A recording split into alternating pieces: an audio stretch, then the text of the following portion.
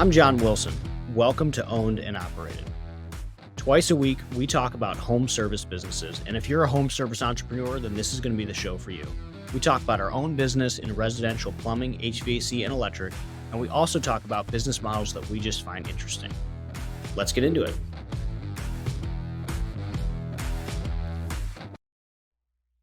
This episode is sponsored by Service Scalers.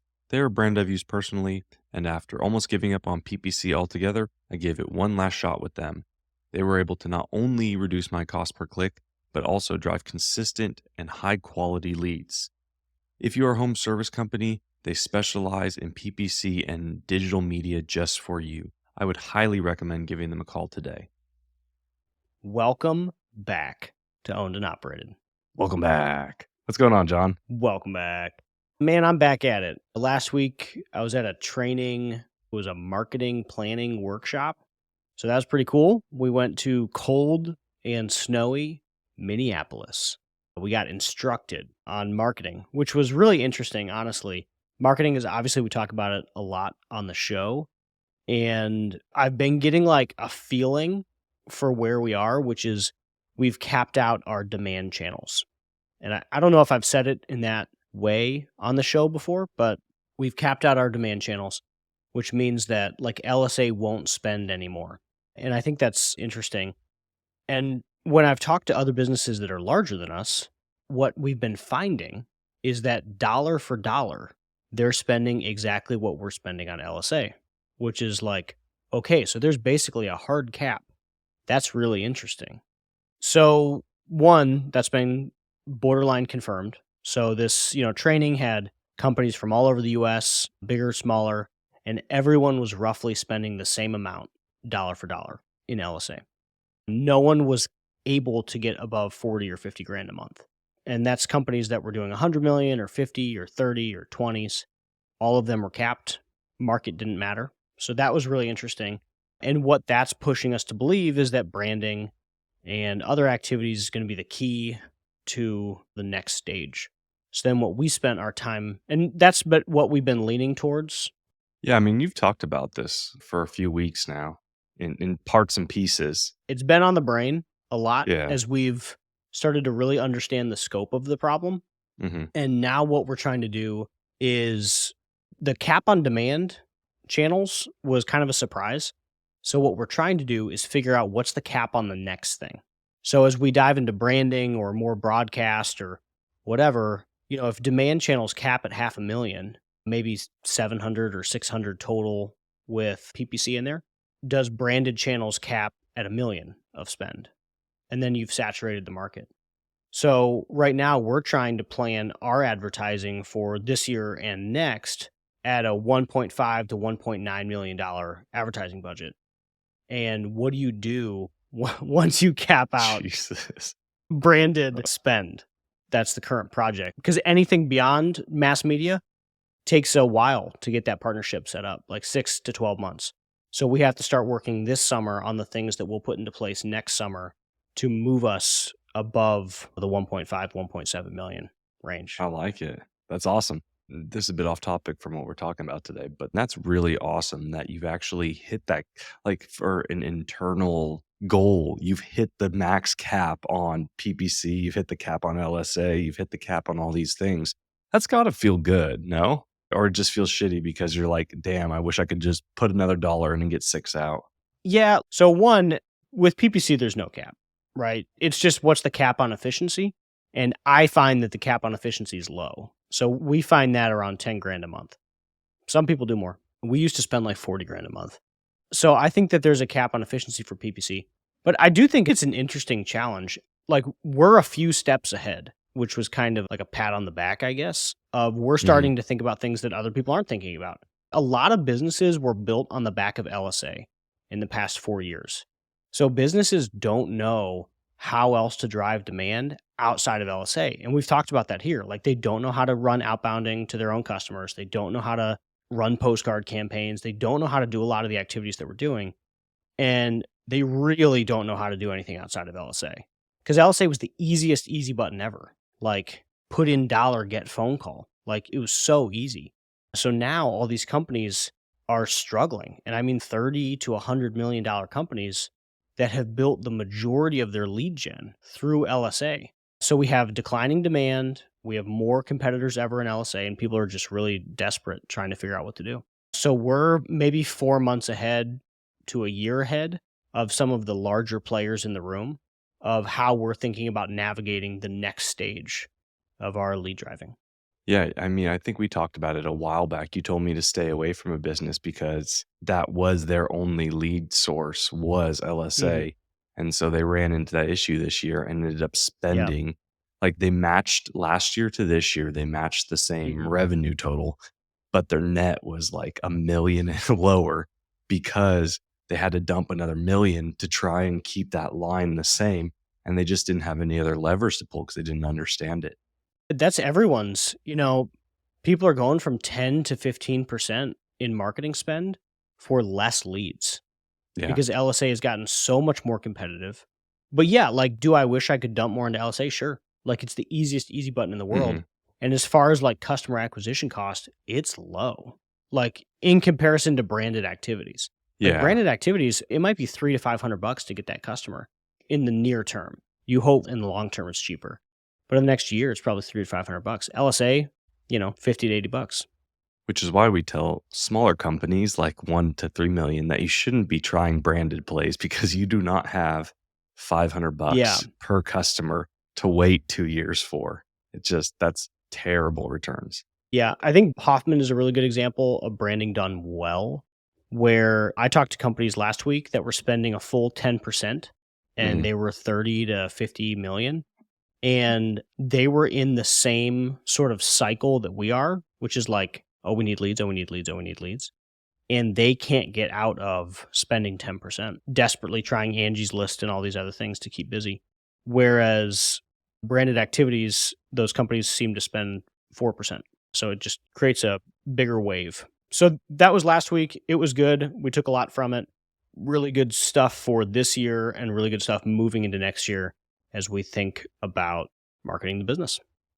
If you like what we talk about on our social media, on Twitter, on this podcast, then you should be signed up for our newsletter. Go to ownedandoperated.com, where every Friday we break down our business, we break down insights, things we're learning, things we're working on, and it's good stuff. Check it out, ownedandoperated.com. How about you? What have you been up to? The week was good, man. We closed on a plumbing deal. So we're really excited about that. Yeah, yeah.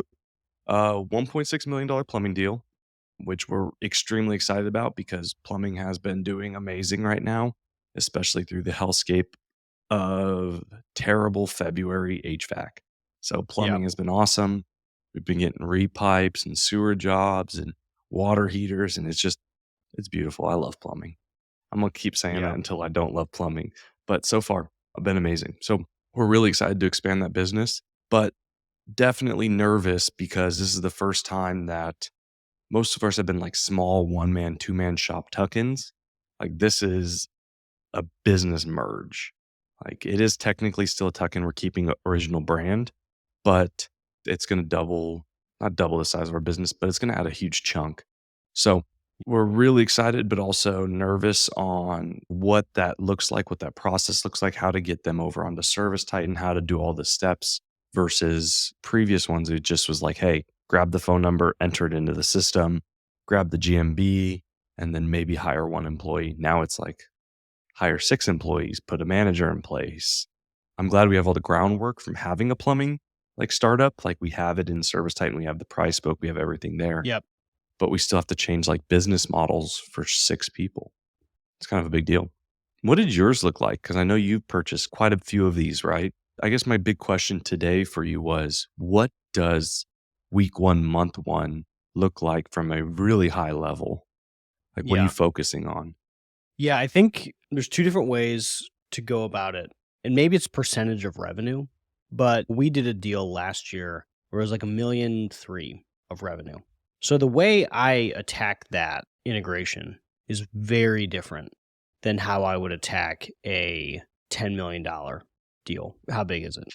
So for us, the way we would attack a small deal as a percentage of revenue, and I think that's the important part because like your deal would be small to us, but as a percentage of revenue to you, Yeah, 30 to 40%. yeah, that's a lot. And I'm giving that caveat because I'm sure I've talked about it on here and I know I've talked about it elsewhere. But at this point, the way we integrate small companies is like day one, you're just a Wilson employee. By the end of like day 10, the brand is gone and trucks potentially even rewrapped. So it's like kind of quick. So that's maybe like customer list, 5 or 6 employees. We just slide them in. If it's a large percentage of revenue, you go slower, or you don't have to, but we would go slower. So I would argue that we usually ran it out too late. We used to let them run for a year or two. But the big things that we focus on is one, just like paperwork. That first week is confusing, and you just have to really accept that you're not going to have good data, which is tough to accept. And sometimes even the first month, depending on like what their current software is. So you're not going to have good data. You're not going to have good sales data, maybe not good cash data, definitely not good expense data. All that we care about in that first week is, did we get the employees onboarded correctly? Did we get all of the logins? Do we have access to their softwares? Do we have access to their financials? Did we start communicating with vendors? The HR side of it and the purchasing side of it. And that's really most of the first month, depending on the size, just like getting your arms around the business. And that's in particular for a business that you're going to let run as itself, as it has been, versus an immediate conversion, correct? Yeah. Yeah, because part of me just wants to rip the Band-Aid off and run with it and say, nope, your brand's gone, man. Let's rock and roll. You can. I really don't know that there's a wrong way. Because you can avoid a lot of that, like vendor relations and letting them know, like, hey, this is actually this company and da da da da. You just like, hey, tuck them Yeah. in. I think that's a viable way to do it. I really just think, like, how big of a mess are you going to make? Running 2 separate brands, running different payrolls, running all that stuff is much more confusing than just running one. So I think you can transition it as fast as you want. Are you buying it inside the same entity? Yeah. All right. So that makes half the decisions for you. They're already going to be on your payroll. They're already going to be on your benefits. So at that point, it's just how fast we want to segue the brand. One of the mistakes I made a lot was I didn't communicate well enough with customers at the time. We thought we did because we sent out an email or two, but like what we're finding is deals that we did 3 or 4 years ago, we're contacting their customers and they're like, who the heck are you guys? We're like, we've communicated with you like 5 times who we are at this point. So like maybe we should have done more mass media, or maybe we should have done several individual letters. There's probably more that we could have or should have done. It's funny you say that because even on some of our small tuck-ins we've had, like it's been one of our first little tuck-ins, Rue Mechanical. We still get like the message, hey, Jeff, you did my HVAC 2 years ago or 3 years ago. And I'm like, man, I can look back and see the 12 texts that we have sent you over the last 2 years, letting one, renew, and two, it's time to schedule your maintenance with Rapid Respond. And now I know why you didn't respond, because you still think it's Jeff. So we are going to really be intentional about how to reach customers this time around to make sure that they all know. I think a mailed letter, that's what we're Mhm. doing next time, is a mailed I'm going letter. to give that a try. I think that's probably the best way. I'm going to say it's not that much, but like, let's say it's 20 grand. And I know that 20 grand's a lot. But Mhm. like, if you think of it as a marketing campaign, that makes it easier. So that's 20 grand to introduce yourself and give coupons in a medium that people will likely open, sealed letter. So if you look at it like, and you don't need to do 20 grand all at once, it could be like a grand a month for a year and a half or something, or however you want to budget that out. But that's how we're planning on doing it next time. Yeah. And I think it's like 60 cents a letter. So maybe it's even less. It really depends on how big the customer list. I think they have like 3,000 customers. Oh yeah. So it's like 2 grand, 2,500 Why bucks. not? Yeah. Yeah, you could send that a few times. We're still working through this. So the way we used to think about this is just like get the existing staff and the old data in, and then we were not very good at like using that customer data very well. So for us, like a big customer database didn't actually hold a lot of value, not because it didn't have value, but because we had no idea what to do with it. Now we have a lot more of an idea of what to do with it. So customer lists start to look a lot more attractive. If we were onboarding a new business today, we would be putting them on a 6 to 8 like letters a year campaign, similar to our lapsed customers. and Mhm. just continually communicating with them. One, about the acquisition, and two, about whatever promos we currently have. So I think you could do something really interesting with it. Yeah, I think that's great. That's a great advice. Yeah. Thanks for tuning in to Owned and Operated, the podcast for home service entrepreneurs. If you enjoyed today's episode, please hit the like button and subscribe to the podcast. If you have any questions or topics you'd like us to cover, feel free to reach out. You can find me on Twitter at @WilsonCompanies. I'll see you next time.